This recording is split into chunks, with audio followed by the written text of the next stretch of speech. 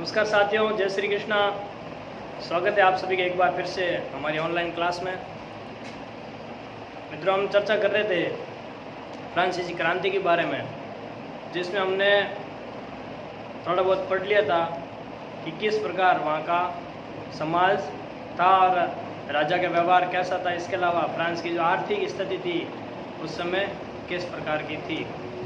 आज हम आगे बढ़ रहे हैं तो एक नया टॉपिक है, इसमें जीने का संघर्ष। हेडिंग डालोगे अपनी बुक के अंदर, जीने का संघर्ष। जीने का संघर्ष, लोगों को जीने के लिए क्या करना पड़ रहा था? संघर्ष करना पड़ रहा था। फ्रांस में उस समय एक तो जनसंख्या लगातार बढ़ रही थी, दूसरा महंगाई थी, वो भी लगातार बढ़ रही थी, और जनसंख्या बढ़ने के अनुसार ही उत्पादन उतना नहीं हो रहा था कि पूरी जनसंख्या है उसका बराबर रूप से भरण पोषण किया जा सके। यानी कि अगर उत्पादन कम है और मांग अधिक होगी तो ये तय है कि महंगाई बढ़ेगी, और ये स्थिति उस समय किसकी हो रखी थी? फ्रांस की हो रखी थी। उसके बारे में हम थोड़ा चर्चा करेंगे। तो बात है आपके 1715 की। 1715 में फ्रांस की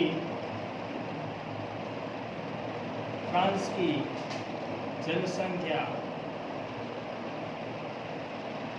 2.3 करोड़ थी। कितनी थी मित्रों? 1715 में 2.3 करोड़,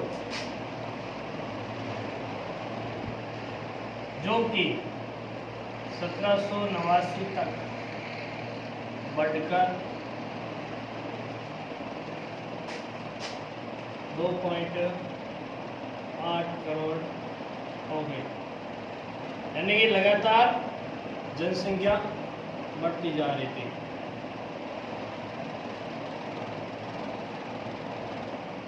जनसंख्या बढ़ने के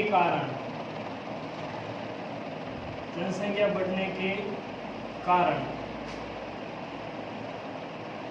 उत्पादन की मांग बढ़ती जा रही थी।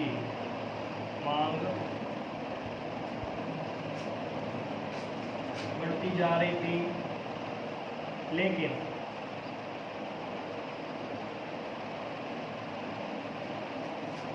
मांग की तुलना में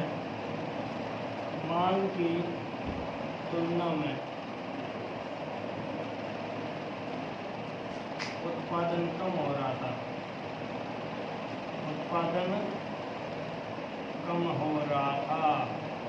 मांग बढ़ रही थी लेकिन उत्पादन क्या हो रहा था मित्रों? कम हो रहा था। तो जनसंख्या बढ़ने के कारण उत्पादन बढ़ नहीं रहा था, लेकिन उत्पादन की मांग अधिक। अब ज़्यादा लोग होंगे तो खाने के लिए भी चीज़ें ज़्यादा होगी और अन्य आवश्यक वस्तुओं भी अधिक मात्रा में चाहिए, लेकिन उतनी उत्पादन यहाँ पर हो नहीं रही थी, जिसके कारण महंगाई थी वो लगातार बढ़ रही थी। महंगाई लगातार बढ़ रही थी, जिसके कारण मजदूरों की स्थिति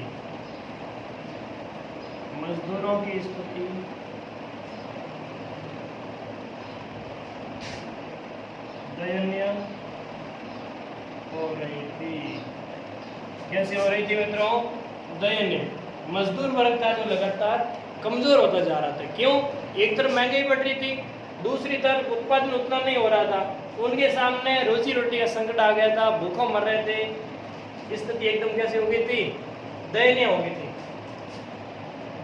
तो 1715 में जनसंख्या 2.3 करोड़ थी, जो कि बढ़कर के बाद में 2.8 करोड़ हो गई।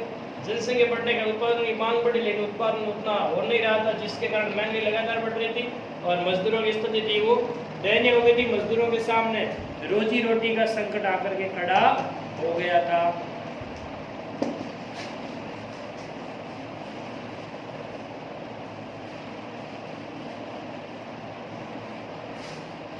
आगे बढ़ते हैं उससे पहले एक चीज ध्यान रखोगे, हमने पिछले टॉपिक के अंदर पढ़ा था कि फ्रांस में जो समाज था वो 3 भागों में बटा हुआ था, जिनको स्टेट कहा जाता था। प्रथम एस्टेट में पादरी वर्ग था, दूसरे में कुलीन और तीसरे में थे आम जनता या जन सामान्य वर्ग। तो उसमें क्या था, जो ऊपर वाले 2 वर्ग थे उनको विशेष अधिकार प्राप्त थे, जबकि नीचे वाला जो तीसरा वर्ग था उन्हें सारे के सारे कर देने पड़ रहे थे। अब यहाँ पर क्या हुआ था कि जो तीसरा वर्ग था उसके अंदर कुछ ऐसे लोगों का आवागमन हुआ या फिर तीसरे वर्ग के अंदर ही इस प्रकार के एक वर्ग पनपा था जिसे मध्यम वर्ग कहा गया। इसी वर्ग ने जो ऊपरी 2 वर्गों के विशेष अधिकार थे उनको खत्म करने के लिए प्रयास किया था। तो उन्हीं को ही पढ़ने जा रहे हैं। हेडिंग डालोगे मध्यम वर्ग का उदय और विशेष अधिकारों को खत्म करने की कल्पना। मध्यम वर्ग का उदय व विशेषाधिकार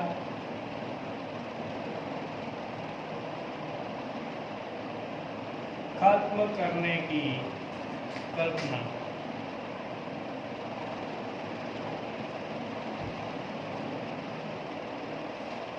मध्यम वर्ग का उदय हो रहा था और उन्होंने जो ऊपरी 2 वर्ग थे उनके विशेष अधिकारों को खत्म करने की कल्पना की थी। तो ये मध्यम वर्ग क्या था?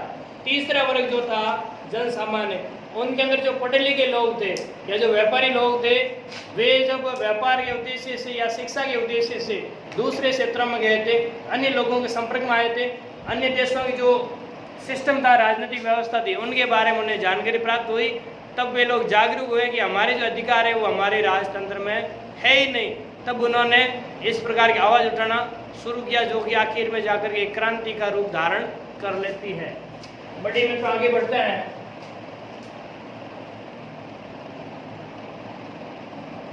तीसरे वर्ग के पढ़े लिखे व व्यापारी लोगों का नया वर्ग तैयार हुआ। नया वर्ग तैयार हुआ जिसे मध्यम वर्ग कहा गया। जिसे मध्यम वर्ग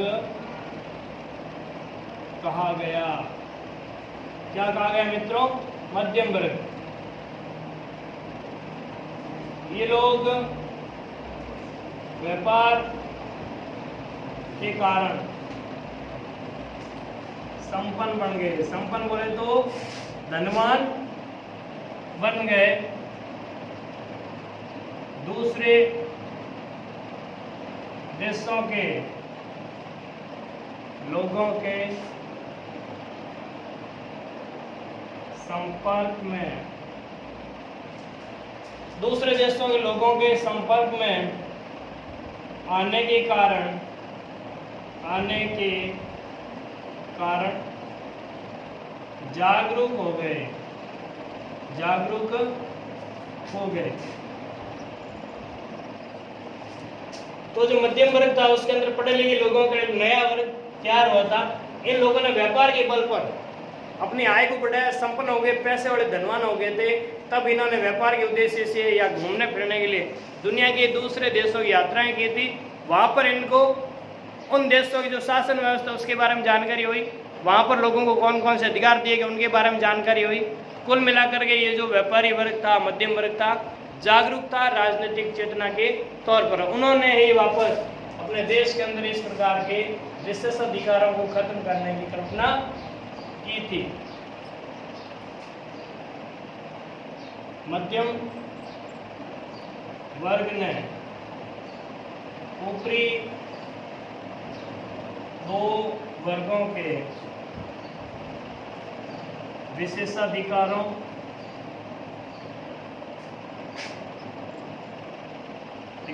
को खत्म करने का प्रयास शुरू कर दिया।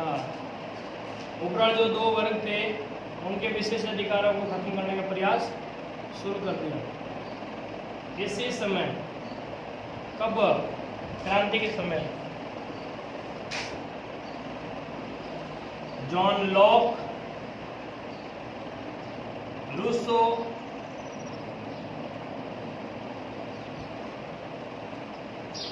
मॉन्टेस्क्यू जैसे लेखकों ने राजा के दैवीय सिद्धांत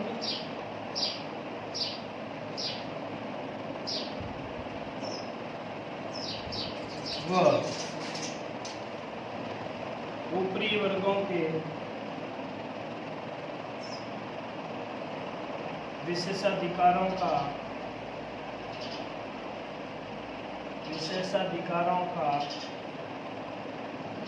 खंडन किया। तो जो जॉन लॉक, रूसो और मॉन्टेस्क्यू, इन विद्वानों ने अपनी किताबों के अंदर एक तो देवी सिद्धांत का खंडन किया था। देवी सिद्धांत क्या होता है? यहाँ के राजा ने घोषणा करवा रखी थी पहले से ही कि जो राजा है वो भगवान का प्रतिनिधि है और उसको भगवान ने शासन करने के लिए धरती के ऊपर भेजा है। एक देव सिद्धांत का खंडन कर दिया। दूसरा, जो उनके विशेष अधिकार है दोनों वर्गों में, इनका भी खंडन कर दिया कि इनको ऐसे किसी भी प्रकार के विशेष अधिकार नहीं देने चाहिए। इन तमाम कारणों से लोगों में क्या बढ़ रही थी? लगातार जागरूकता। लेकिन राजा द्वारा करों में फिर से वृद्धि कर दी गई। फिर से क्या कर दी गई? वृद्धि। मित्रों, एक कहावत आपने सुनी होगी, विनाश काले विपरीत बुद्धि। जब व्यक्ति का अंत नजदीक होता है उसके दिमाग में भी उटपटांग हरकतें होती है और वो नए नए प्रोपागेंडा अपनाता है या फिर ऐसे ऐसे फैसले लेता है जो कि उसके अंत के और नज़दीक आने का कारण बनता है। उसी प्रकार यहाँ के राजा ने जो टैक्स थे उनको और बढ़ा दिया, तो जनता और क्या हो गई थी? नाराज, जिसका परिणाम ये हुआ कि फ्रांस के अंदर क्या हो गई थी? क्रांति। अब हम पढ़ेंगे आगे क्रांति की शुरुआत कैसे हुई।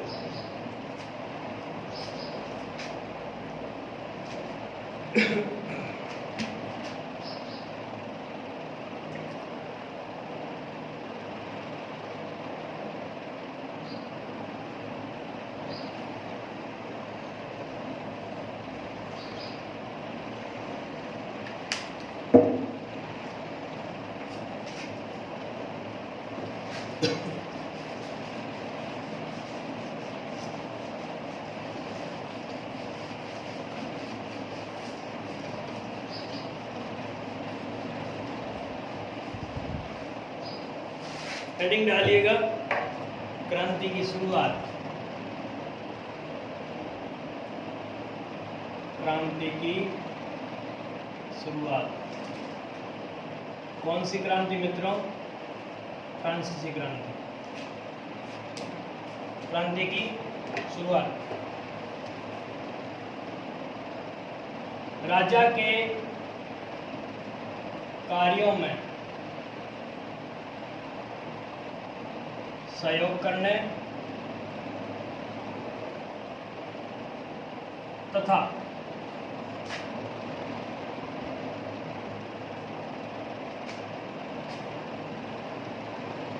कर आदि से संबंधित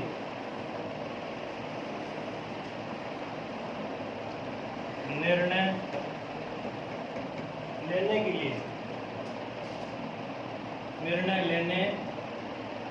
के लिए एक प्रतिनिधि सभा थी।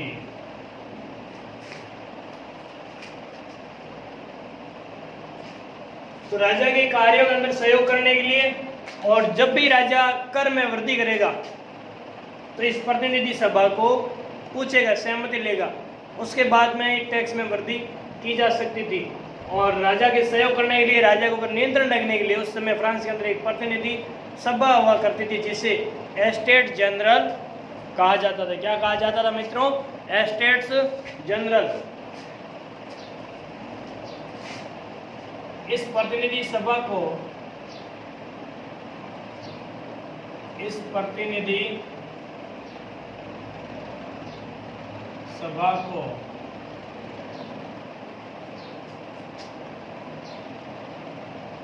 स्टेट्स जनरल कहा जाता था। क्या कहते थे इसको? States general. किसको? इस प्रतिनिधि सभा को। ये सभा क्या थी? राजा के कार्य में उसका सहयोग करती थी और कर के संबंधित निर्णय लेने के लिए अपनी महत्वपूर्ण भूमिका निभाती थी। इस सभा में तीनों ही वर्गों के प्रतिनिधि भाग लेते थे। ये जो सभा थी इसमें तीनों ही वर्गों के प्रतिनिधि क्या लेते थे? भाग। उसमें फ्रांस का राजा था लुई 16। लुई 16 ने 5 मई 1789 को स्टेट्स जनरल की बैठक बुलाई। राजा ने कहा कि देश की स्थिति भयानक, इसलिए स्टेट जनरल की बैठक बुलाई जाए, इस सभा का आयोजन किया जाए। इसमें कुलीन व पादरी वर्ग से 300 व तीसरे वर्ग जो आम जनता का था 600 प्रतिनिधियों ने भाग लिया। तो 300 प्रतिनिधि किसके थे? कुलीन वर्ग के। 300 किसके थे? पादरी के। लेकिन तीसरा जो वर्ग था यहाँ पर प्रतिनिधि कितने थे? 600 थे। अब मित्रों, फ्रांस के अंदर सिस्टम क्या था? तीनों ही वर्गों के वोट मात्र कितने पड़ते थे? 3। प्रथम पादरी वर्ग का वोट भी कितना पड़ेगा? 1। कुलीन का भी कितना पड़ेगा? 1। और तीसरे वर्ग का भी कितना पड़ेगा? 1। लेकिन यहाँ पर इन 600 प्रतिनिधियों ने मांग की कि वर्ग वाइज एक वोट पड़ने की बजाय प्रत्येक प्रतिनिधि को एक मत देने का अधिकार मिलना चाहिए। इस मांग को राजा ने पूरी तरह से खत्म कर दी। वहां के नियमों के अनुसार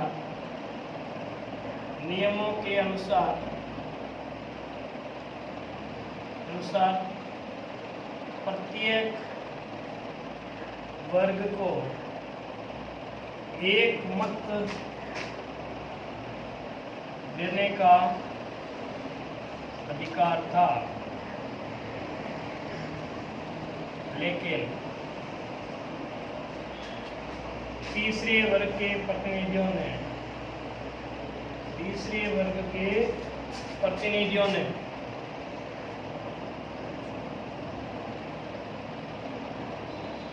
मांग की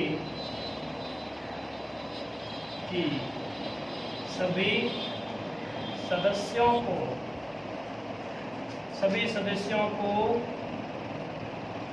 एक मत देने का अधिकार दिया जाए।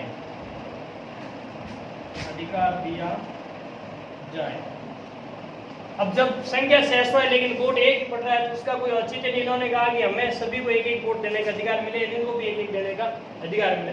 संख्या बल से देखा जाए ये भी 600 थे, ये भी 600 थे। तो जो ऊपर वाले वर्ग थे इनको खतरा था किनसे? सामने वाले 600 प्रतिनिधियों से। हो सकता है कि एक वोट अगर भूल से इधर ज्यादा पड़ गया तो हमारा प्रस्ताव है वो खारिज हो जाएगा।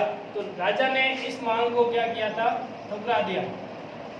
राजा ने इस मांग को, कौन सी मांग? एक मत देने का अधिकार, मांग को ठुकरा दिया। तब तीसरे वर्ग के प्रतिनिधि बैठक छोड़कर बैठक छोड़कर बाहर आ गए। तीसरे वर्ग के प्रतिनिधि ये बैठक छोड़ करके बाहर आ गए, क्योंकि इन्होंने कहा कि जब मत देने का अधिकार नहीं, इस बैठक में रहने का कोई मतलब ही नहीं है। अब बात आती है आगे 20 जून की। 20 जून 1789, इस दिन क्या हुआ था? तीसरे वर्ग के प्रतिनिधियों ने, तीसरे वर्ग के प्रतिनिधियों ने खुद को फ्रांस की नेशनल असेंबली घोषित कर दिया। असेंबली घोषित कर दिया। तीसरे वर्ग के प्रतिनिधियों ने कहा कि हम खुद देश की संसद है, खुद को ही देश की नेशनल असेंबली घोषित कर दी थी। किसने? तीसरे वर्ग ने। कब की थी? 20 जून 1789 को। अच्छा, कहां पर की थी? वर्साई के टेनिस कोर्ट में। टेनिस कोर्ट जहां पे टेनिस खेला जाता है, वर्साई जो जगह है वहां पर टेनिस कोर्ट था, टेनिस कोर्ट। वहां पर इन्होंने बैठक की और खुद को फ्रांस की नेशनल असेंबली घोषित कर दी। इन्होंने एक शपथ भी ली थी। क्या शपथ ली थी? फ्रांस में राजतंत्र खत्म होगा और नया संविधान बनाना। दो प्रकार की शपथ इन प्रतिनिधियों ने ली थी। आगे बढ़ते हैं मित्रों, थोड़ा सा टॉपिक और है इसके अंदर।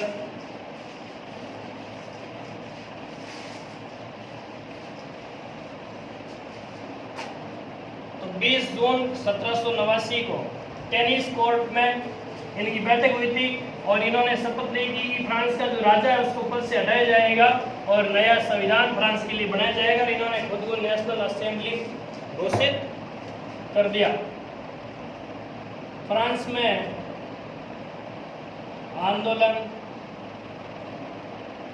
जोर पकड़ रहा था, जोर पकड़ रहा था। गांवों में किसानों ने,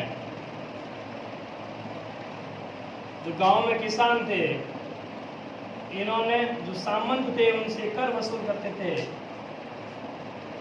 सामंतों के ऊपर हमले करने शुरू कर दिए। हमले करने शुरू कर दिए। किसान थे, इन्होंने अपनी बेलचे और कुदाली वगैरह हथियार लिए, औजार लिए और सामंतों के ऊपर हमले कर दिए। तो यहाँ से सामंत भागकर पड़ोसी राज्यों में चले गए। पड़ोसी राज्यों में चले गए।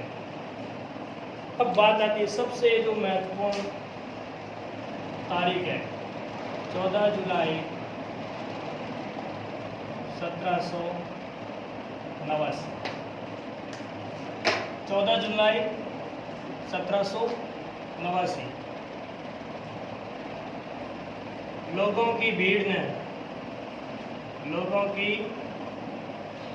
भीड़ ने बास्टिल के दुर्ग पर आक्रमण करके